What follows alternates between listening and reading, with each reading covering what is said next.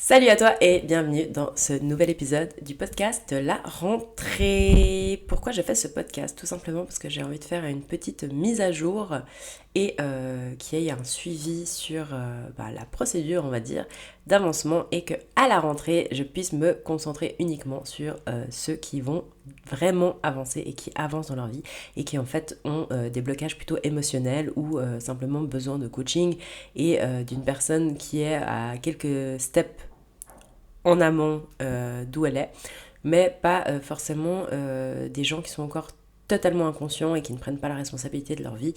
Et du coup, je me suis dit, comment moi je suis devenue plus ou moins consciente. Étape 1, j'ai eu...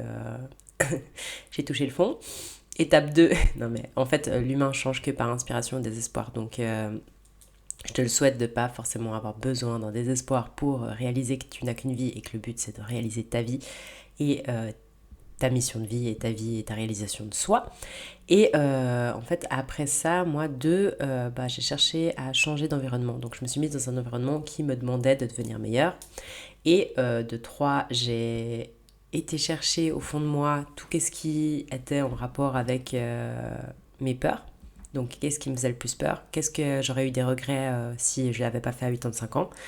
Qu'est-ce qui m'inspirait de dire à mes enfants, par exemple, et quel genre de questions je voudrais répondre. Ça veut dire que moi, je veux jamais que mes filles, par exemple, me posent la question est-ce que je peux réaliser mes rêves ou non. Dans le sens que je voudrais que ça soit clair et net pour elles que tant qu'elles mettent le travail et qu'elles ont la discipline et qu'elles persévèrent, elles y arriveront. Parce qu'en fait, comment on transforme un rêve en réalité?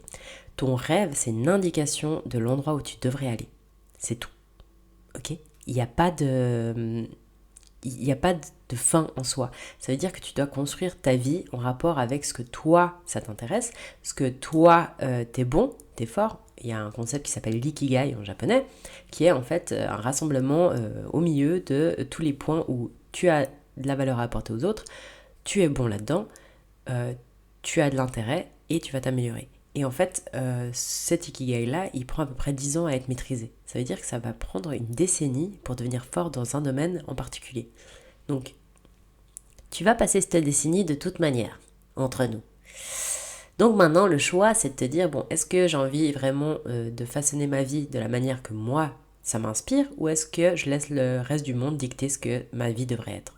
Et c'est ça, on a tous le choix, on se lève tous les matins avec ce choix-là. Est-ce que j'ai envie de me pousser à devenir meilleur aujourd'hui, ou est-ce que je laisse la vie comme elle est et je passe une journée encore à faire mes boulot métro dodo et on verra bien plus tard. En fait, le plus tard peut-être n'existera jamais. Ok, la seule chose qu'on a, c'est notre présent. Donc prends un bout de papier, commence à marquer tes goals et te dire à quoi ma vie de rêve ressemblerait et à qui je ressemblerais le jour où je l'aurai. Et en fait, mets en place des actions pour y arriver. Ça veut dire, si tu veux des abdos, action numéro 1, prendre une diététicienne. Action numéro 2, faire du tri dans tes placards. Option numéro 3, en parler aux gens autour de toi pour leur dire, écoute, c'est fini les gâteaux. Option numéro 4, prendre un coach sportif, aller à la salle, faire ton sport, lever du poids, t'intéresser sur le sujet, être curieux et avancer en fait. Et après, le dernier point, c'est appliquer. Tant que tu appliques, tu auras des résultats. C'est impossible d'appliquer des actions de manière constante et de ne pas avoir de résultats. Ça n'existe pas.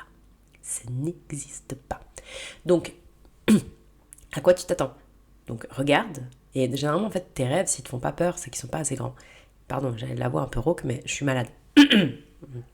Voilà, ça m'empêche pas de faire mes podcasts. Et tout ça pour dire, toi, ta vision long terme, ça veut pas, c'est normal que ça te fasse flipper parce qu'à l'instant T, tu l'as pas. Mais ça veut pas dire que tu peux pas l'avoir. On crée notre futur généralement d'après notre passé. Puis on devrait pas faire ça. Pourquoi on ferait ça? Tu dois créer d'après ton présent. Est-ce que tu es prêt à donner pour l'avoir ton futur? Ça veut dire quoi? Ça veut dire qu'aujourd'hui, tu peux changer ta direction de vie. Il n'y a pas de, il y a pas de problème à ça. Sauf que ça va te demander de changer ta manière d'être aussi. Et tes actions, et donc tes habitudes, et donc de passer au travers de ta peur, et donc de passer au travers des jugements des autres, et donc de faire du tri autour de toi, parce que tu n'auras pas un environnement qui est adapté. Si déjà tu avais un environnement adapté, je pense que tu aurais déjà tes rêves. Pourquoi? Parce que ton environnement, il fait beaucoup en fait concernant ta réussite. Ta réussite, c'est quoi? Définis tes termes. C'est quoi une réussite pour toi?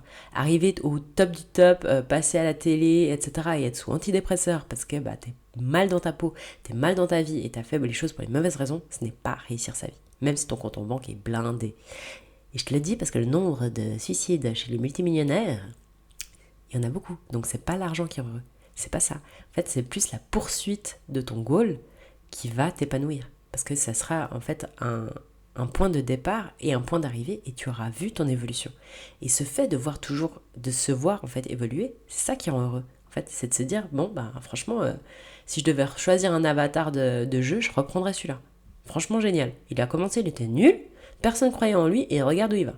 Et voilà. Et en fait, c'est ça. C'est ça que tu fais toute la journée. Il n'y a personne qui sait toutes les batailles que tu traverses aujourd'hui. Il n'y a que toi.